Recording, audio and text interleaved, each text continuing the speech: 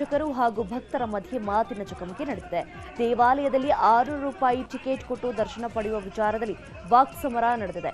ಏರುಧ್ವನಿಯಲ್ಲಿ ಅರ್ಚಕರು ಹಾಗೂ ಭಕ್ತರು ಕಿತ್ತಾಡಿಕೊಂಡಿದ್ದಾರೆ. ಕೂಡಲೇ ಮಧ್ಯ ಪ್ರವೇಶದ ಪೊಲೀಸರು ಭಕ್ತರ ಆಕ್ರೋಶವನ್ನು ಶಮನಗೊಳಿಸಲು ಹರಸಾಹಸ ಪಟ್ಟಿದ್ದಾರೆ.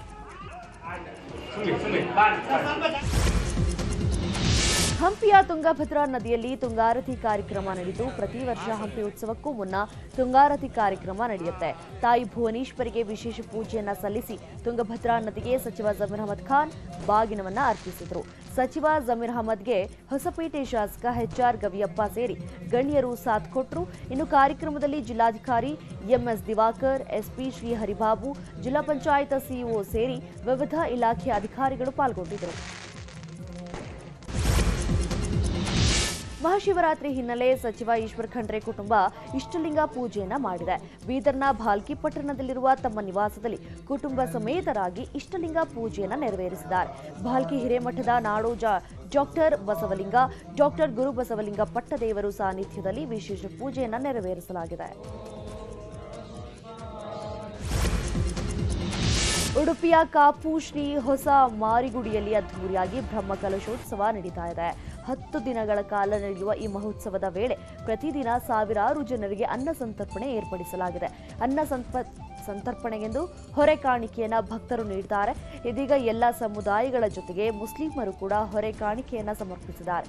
ಕಾಪು ತಾಲೂಕಿನಲ್ಲಿ ಅತಿ ಹೆಚ್ಚಿನ ಸಂಖ್ಯೆಯಲ್ಲಿರುವ ಮುಸ್ಲಿಂ ಸಮುದಾಯದವರು ಈ ಮೂಲಕ ಮಾರಿಗುಡಿಯ ಬ್ರಹ್ಮಕಲಶೋತ್ಸವದಲ್ಲಿ ಪಾಲ್ಗೊಂಡಿದ್ದಾರೆ.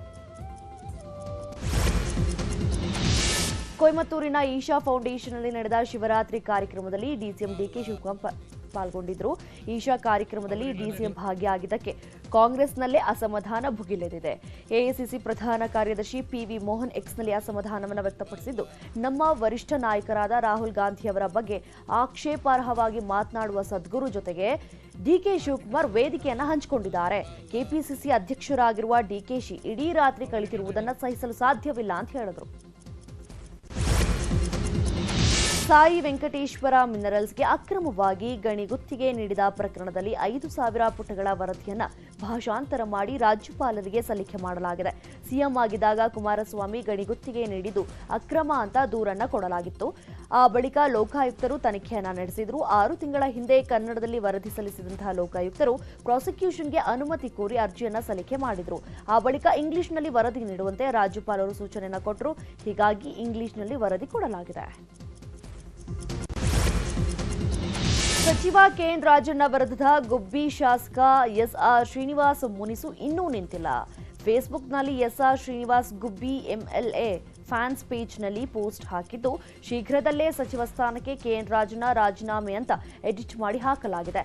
ಸಹಕಾರಿ ಸಚಿವ KN ರಾಜಣ್ಣ ಕಂಪ್ಯೂಟರ್ ನೋಡುವ ಚಿತ್ರ ಎಡಿಟ್ ಮಾಡಿ ಆಕ್ರೋಶವನ್ನು ಹೊರಹಾಕಲಾಗಿದೆ. ಸಿಎಂ ಸಿದ್ದರಾಮಯ್ಯ ಪರ ಸಚಿವ ಜಮೀರ್ ಅಹಮದ್ ಖಾನ್ ಬ್ಯಾಟ್ ಬೀಸಿದ್ದಾರೆ.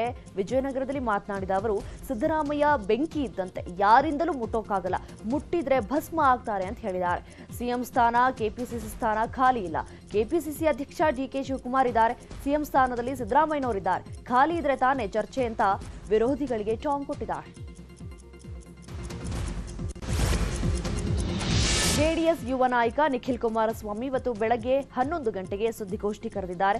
ಶಿವರಾತ್ರಿ ಮುಗಿತಿದ್ದ ಹಾಗೆ ಮತ್ತೆ ಪಕ್ಷವನ್ನು ಬಲವರ್ಧನೆಗೊಳಿಸುವ ಸಂಬಂಧ ಮಹತ್ವದ ಮಾಹಿತಿಯನ್ನು ಕೊಡಲಿದ್ದಾರೆ. ಇನ್ನು ಕೇಂದ್ರ ಸಚಿವ HD ಕುಮಾರಸ್ವಾಮಿ ವಿರುದ್ಧ DCM DK ಶಿವಕುಮಾರ್‌ರಿಂದ ಕಿಕ್ ಬ್ಯಾಕ್ ಆರೋಪ ಬಂದಿದ್ದು, ಅಕ್ರಮವಾಗಿ ಗಣಿ ಪ್ರಕರಣ ಸಂಬಂಧ ರಾಜ್ಯಪಾಲರಿಗೆ ಲೋಕಾಯುಕ್ತ ಸಲ್ಲಿಸಿರುವ ಚಾರ್ಜ್ ಶೀಟ್ ಸೇರಿದಂತೆ ಸರ್ಕಾರದ ಕೆಲವು ಒಂದಿಷ್ಟು ನಡವಳಿಕೆಯ ಬಗ್ಗೆ ಮಾತನಾಡುವ ಸಾಧ್ಯತೆ ಇದೆ. ವಿಧಾನಸೌಧದಲ್ಲಿ ಇವತ್ತು ಪುಸ್ತಕ ಮೇಳ ಆಯೋಜನೆ ಮಾಡಲಾಗಿದೆ. ಈ ಹಿನ್ನೆಲೆ ಪುಸ್ತಕ ಮೇಳದ ಸಿದ್ಧತೆಗಳನ್ನು ಸ್ಪೀಕರ್ ಖಾದರ್ ಹಾಗೂ ಸಭಾಪತಿ ಹೊರಟ್ಟಿ ಪರಿಶೀಲನೆ ಮಾಡಿದ್ರು. ಇದೇ ಮೊದಲ ಬಾರಿಗೆ ವಿಧಾನಸೌಧದ ಆವರಣದಲ್ಲಿ ಪುಸ್ತಕ ಮೇಳ ಆಯೋಜಿಸಲಾಗಿದ್ದು, ಸಂಜೆ 5 ಗಂಟೆಗೆ ಸಿಎಂ ಸಿದ್ದರಾಮಯ್ಯ ಚಾಲನೆ ಕೊಡಲಿದ್ದಾರೆ. ದರ್ಶನ್ ಪುತ್ರ ವಿನೇಶ್ ಗೌಡಗೆರೆಯ ಚಾಮುಂಡೇಶ್ವರಿಯ ದೇಗುಲಕ್ಕೆ ಭೇಟಿ ಕೊಟ್ಟಿದ್ದಾರೆ. ತಂದೆಯ ಜೀವನ ಚೆನ್ನಾಗಿರಲಿ ಅಂತ ಬಸವಣ್ಣನ ಬಳಿ ಬೇಡ್ಕೊಂಡು ಪೂಜೆಯನ್ನ ಮಾಡಿಸಿದ್ದಾರೆ. ವಿನೀಶ್ ಜೊತೆಗೆ ದರ್ಶನ್ ತಾಯಿ ಮೀನಾ ಹಾಗೂ ಮಗನ ಜೀವನ ಒಳ್ಳೆಯದಾಗಲಿ ಅಂತ ಅವರು ಕೂಡ ಚಾಮುಂಡೇಶ್ವರಿಯ